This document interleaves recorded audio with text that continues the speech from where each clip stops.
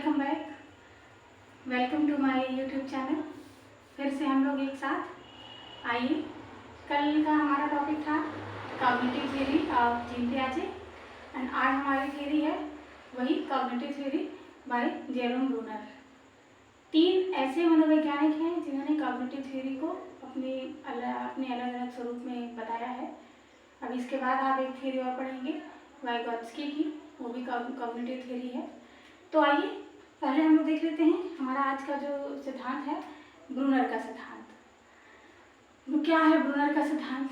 Brunner जी ने जो सिद्धांत दिया था, इनके सिद्धांत का नाम भी संज्ञानात्मक विकास का सिद्धांत था, लेकिन इन्होंने जीन पियाजे से थोड़ा सा हटकर बताया, लेकिन बातें सब कुछ उन्हीं के आधार पर की। इसीलिए जो इनका यह सिद्धांत है वो पियाजे के सिद्धांत के विकल्प के रूप में जाना जाता है।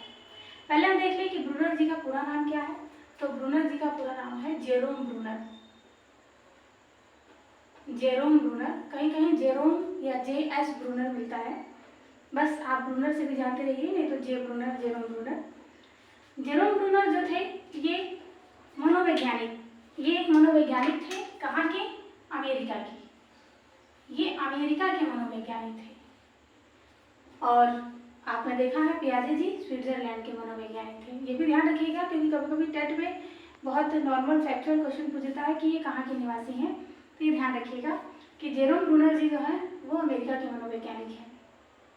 जेरोम ब्रूनर ने भी संज्ञानात्मक विकास का एक नया सिद्धांत बनाया था, उन्हीं के नक्शे कदम पर। जीन पियाजे का जो कॉग्निटिव थ्योरी थी उसमें उन्होंने चरणों को 4 स्टेज में बांटा था, लेकिन इनमें इनके जो सिद्धांत थे उनमें चरणों को उन्होंने 3 स्टेज में बांटा। इसीलिए जेरोम ब्रूनर का सिद्धांत पियाजे के सिद्धांत के विकल्प के रूप में जाना जाता है। कभी कभी आपसे पूछ सकता है कि पियाजे के सिद्धांत के विकल्प के रूप में कौन सा सिद्धांत जाना जाता है, तो आप बताएंगे जेरोम ब्रूनर का संज्ञानात्मक विकास का सिद्धांत।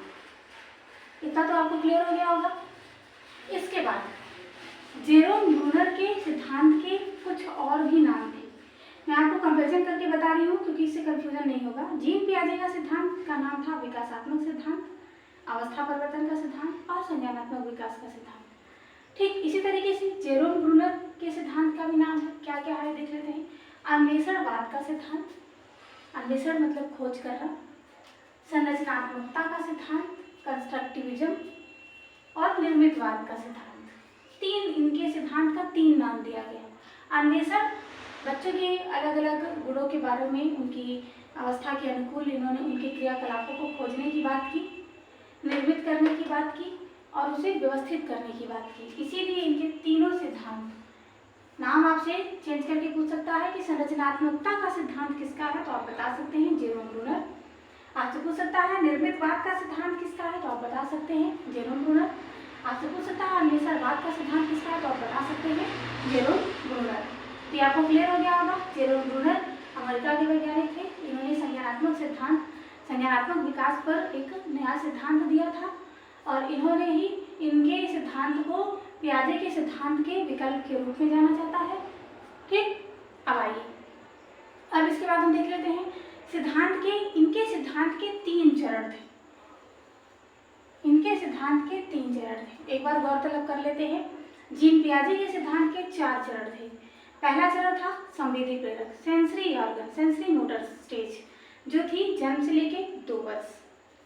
दूसरी स्टेज थी प्री ऑपरेशनल, पूर्व संक्रियात्मक, जो थी 2 से लेके 7 वर्ष।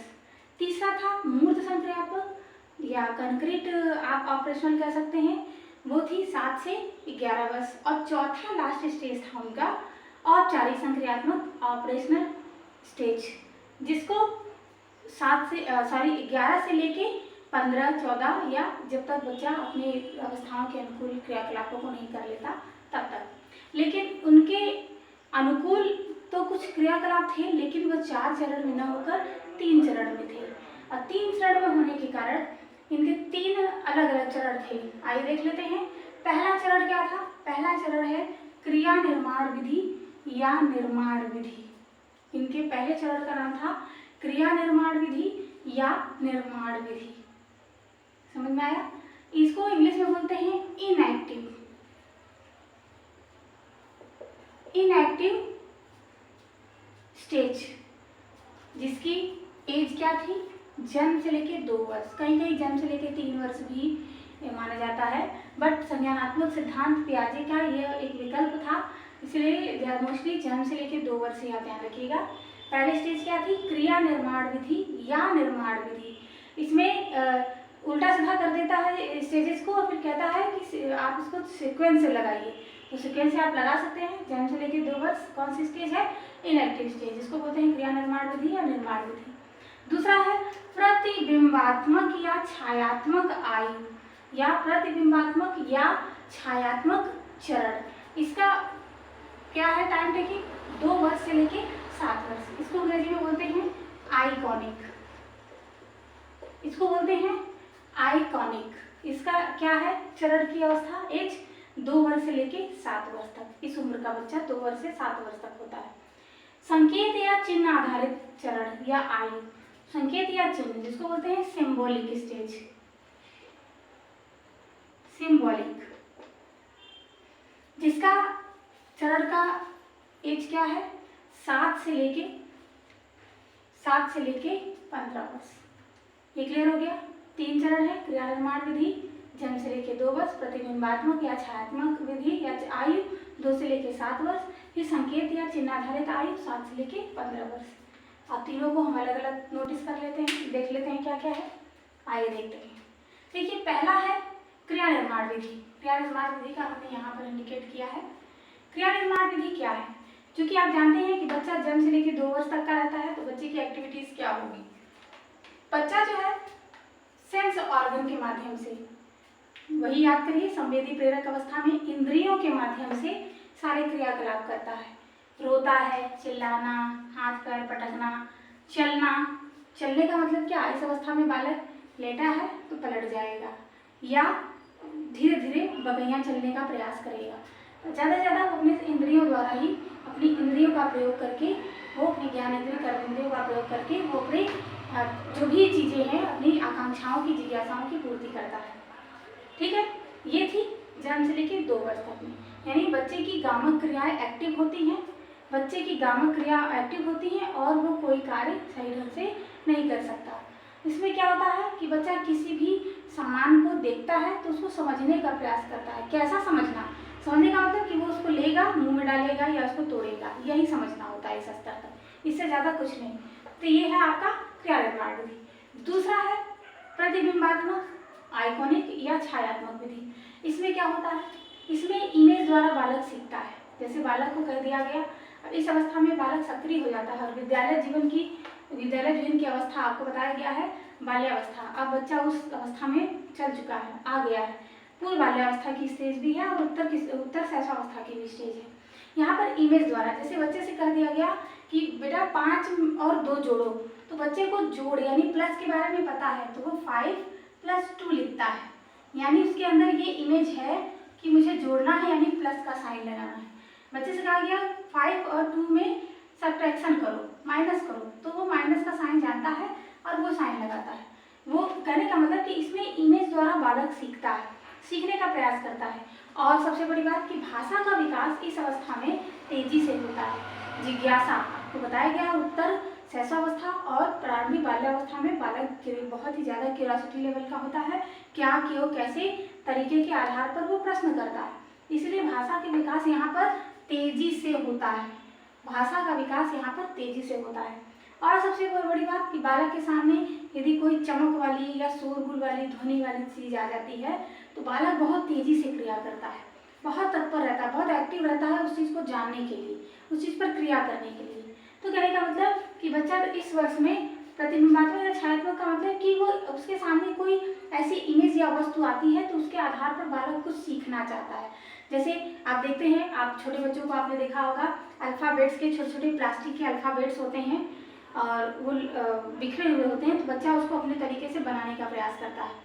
पहले वो एक घर बना हुआ देखता है और उसी के आधार पर वो उसी जैसा इमेज बनाने का प्रयास करता है। वो बना पाए या नहीं बना पाए ये तो उस पर डिपेंड करता है, क्योंकि पूरे तरीके से बालक का बहुत तीव्र बौद्धिक विकास नहीं होता, लेकिन ये कुछ सीखने का प्रयास करता है। तो इस अवस्था में बालक की यही गुण, यही क्वालिटी देखने को मिलती है। इसके बाद है तीसरा, संकेत या चिन्ह आधारित, सिंबॉलिक। इसमें क्या होता है, संज्ञानात्मक सिद्धांत जो ब्रूनर जी का है, इसमें इन्होंने बताया है 7 से 15 वर्ष तक की अवस्था। इसमें क्या है कि बच्चा अमूर्त चिंतन करता है। इस अवस्था में बालक की अमूर्त चिंतन का पूरा तरीके से विकास हो जाता है और बालक अब के अंदर समस्या का समाधान करने की पूरी तरीके से योग्यता आ जाती है। यानी बालक अब सक्षम हो जाता है सही और गलत में जो है अंतर करना। बालक के अंदर जो भी सही गुण या बुराइयां होती हैं या किसी के अंदर भी, तो वो उसको कहीं ना कहीं उसको दूर करने या उसको बनाने या उसको अपने तरीके से बदलने का प्रयास करता है। यानी अगर आपसे पूछा जाए कि अमूर्त चिंतन की अवस्था इस सिद्धांत के आधार पर कौन सा चरण है, तो आप बताएंगे संकेत या चिन्ह आधारित आयु, जिसका स्टेज का चरण क्या है, 7 से लेके 15 वर्ष। अमूर्त चिंतन की आयु इसी को बोलते हैं और विचारों का विकसित रूप इसी चरण में देखने को मिलता है और समस्या समाधान की अवस्था भी इसी चरण को कहते हैं। इस पूरे प्रिंसिपल्स को देने पर इन्होंने एक कथन दिया था। कथन क्या दिया था? कथन ये दिया था कि बालक नग्न बंदर की तरह नहीं है, बल्कि बालक संस्कार या संस्कृति युक्त है। बालक नग्न बंदर का मतलब समझ रहे हैं कि बालक जो है कि वो शैतानी प्रवृत्ति का नहीं है, बल्कि बालक को जैसा जैसा वातावरण मिलता है उसी वातावरण के अनुसार बालक प्रतिनिधित्व करता है। यानी भविष्य में आने वाली समस्याओं से जूझने, रूबरू होने और उससे निपटने का प्रयास करता है। इसीलिए इन्होंने कहा कि बालक नग्न बंदर की तरह नहीं है, बल्कि बालक संस्कार युक्त या संस्कृति से युक्त है। जब बच्चा आता है तो वो नग्न बंदर ही है, उसके पास कुछ नहीं होता, लेकिन धीरे धीरे जब उसको परिवार के साथ आस पड़ोस का विद्यालय समाज मिलता जाता है, वैसे वैसे बालक संस्कार युक्त संस्कृति युक्त होता जाता है। तो इस कथन को भी ध्यान रखिएगा कि यह कथन किसने कहा था, तो यह कथन कहा था जेरोम ब्रूनर जी ने। तो आपको ये क्लियर हो गया होगा कि जेरोम ब्रूनर जी के सिद्धांत का क्या नाम था, अन्वेषणात्मक, संरचनात्मक और निर्मितवाद। और पियाजे के सिद्धांत के विकल्प के रूप में किसे जाना जाता है, तो जेरोम ब्रूनर के सिद्धांत को। और जेरोम ब्रूनर एक अमेरिका के मनोवैज्ञानिक थे और इन्होंने पियाजे के आधार पर एक नया सिद्धांत दिया था। इनके 3 चरण थे, क्रिया निर्माण विधि, प्रतिबिंबात्मक विधि, संकेत या चिन्ह आधारित विधि। क्लियर हो गया? तो ये था जेरोम ब्रूनर, जेएस ब्रूनर का कॉग्निटिव थ्योरी। तो मेरे हिसाब से तो आपको ये चीज़ें समझ में आ भी गई होंगी। अगर नहीं आई हैं तो आप इसे थोड़ा सा कई बार वीडियोज़ के माध्यम से देखिए, काफ़ी इंपॉर्टेंट थियरी है और ज़्यादा से ज़्यादा सीटेट के एग्जाम में इस थियरी से और कॉग्निटिव थियरी, जीन पियाजे की थियरी बहुत इंपॉर्टेंट है। वैसे तो ये जितनी तीनों कॉग्निटिव थियरी है, वाइगॉत्स्की, पियाजे और जेरोम ब्रूनर की थियरी, तीनों वेरी इंपॉर्टेंट है। तो इसे आप बार बार देखिए और अगर कहीं कोई समस्या आती है तो कमेंट के माध्यम से आप पूछ सकते हैं। तो आज की क्लास में बस इतना ही, तब तक के लिए धन्यवाद।